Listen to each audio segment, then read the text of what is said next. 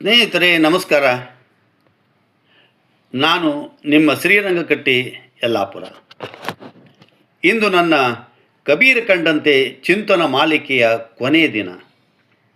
ಸುಮಾರು 2.5 ವರ್ಷಗಳಷ್ಟು ಸುದೀರ್ಘ ಅವಧಿಯಲ್ಲಿ ಕಬೀರ ಚಿಂತನೆಯ 105 ಸಂಚಿಕೆಗಳು ಪ್ರಸಾರಗೊಂಡಿದ್ದು, 106ನೇ ಕೊನೆಯ ಸಂಚಿಕೆ ಇಂದು ನಿಮ್ಮ ಮುಂದಿದೆ. ಇದಕ್ಕಾಗಿ ತಾವು ನೀಡಿದ ಸಹಕಾರ, ಪ್ರೀತಿಗಾಗಿ ಅನಂತಾನಂತ ಧನ್ಯವಾದಗಳು. ಈ ಚಿಂತನ ಸರಣಿ ತಮಗೆ ಹೇಗೆ ಅನ್ನಿಸ್ತು? ಇದರ ಬಗ್ಗೆ ದಯವಿಟ್ಟು 4-6 ನುಡಿಗಳನ್ನು ಯೂಟ್ಯೂಬ್ನಲ್ಲಿ ಶ್ರೀರಂಗಕಟ್ಟಿ ಪಾಡ್ಕಾಸ್ಟ್ನಲ್ಲಿ ತಪ್ಪದೇ ದಾಖಲಿಸಿ. ನನ್ನ ವೈಯಕ್ತಿಕ ವಾಟ್ಸಪ್ಪಿಗೆ ದಯವಿಟ್ಟು ಕಳಿಸಬೇಡಿ. ನನ್ನ ಪಾಡ್ಕಾಸ್ಟ್ನಲ್ಲಿ ಹಾಕಿದರೆ ಎಲ್ಲರೂ ಅದನ್ನು ನೋಡ್ತಾರೆ.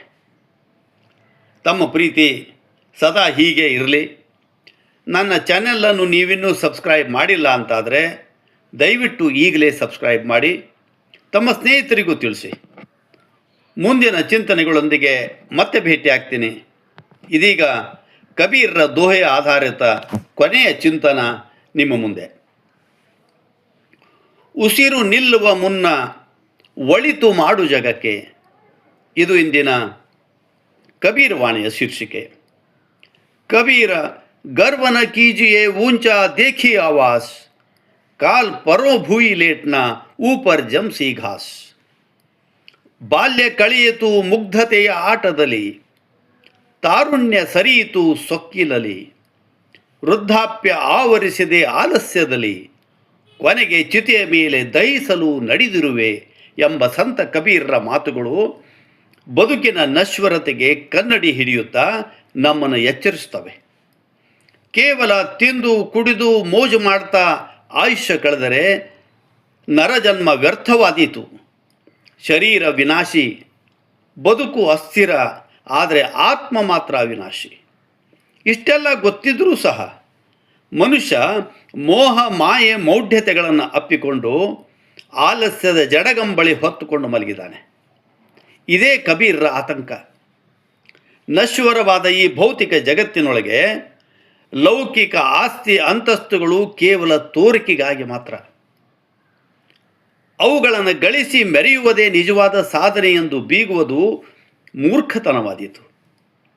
ಲೌಕಿಕ ಸಂಪತ್ತು ನಿತ್ಯ ಬದುಕು ಸಾಗಿಸುವ ಸಾಧನವೇ ಹೊರತು ಅದು ಎಂದಿಗೂ ಸಾಧನೆಯ ಅಳತೆಗೋಲು ಆಗಬಾರದು.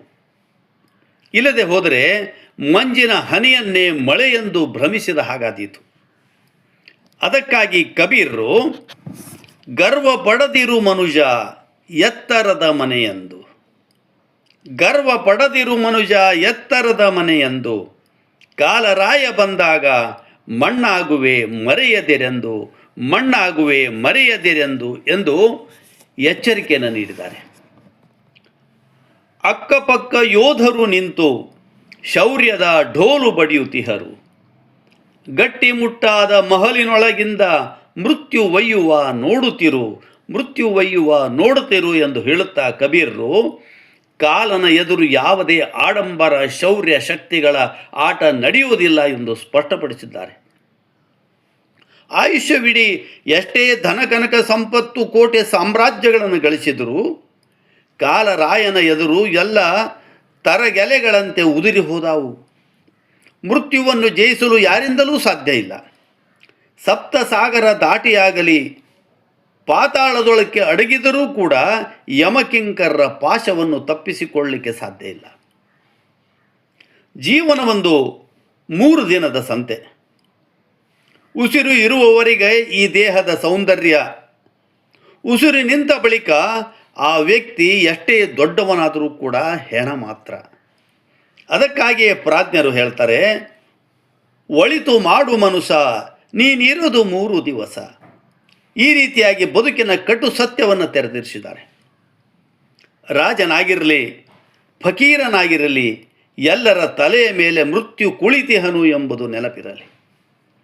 ಲೌಕಿಕ ಆಸೆಗಳನ್ನು ಸೀಮಿತಗೊಳಿಸಿ ಪಾರಮಾರ್ಥಿಕ ದಾರಿಯಲ್ಲಿ ಸಾಗುತ್ತಾ ಸಮಾಜಮುಖಿ ಕಾಯಕಗಳಲ್ಲಿ ಲೀನವಾಗುವುದರಲ್ಲಿ ಮಾನವ ಜನ್ಮದ ಸಾರ್ಥಕ್ಯ ಅಡಗಿದೆ.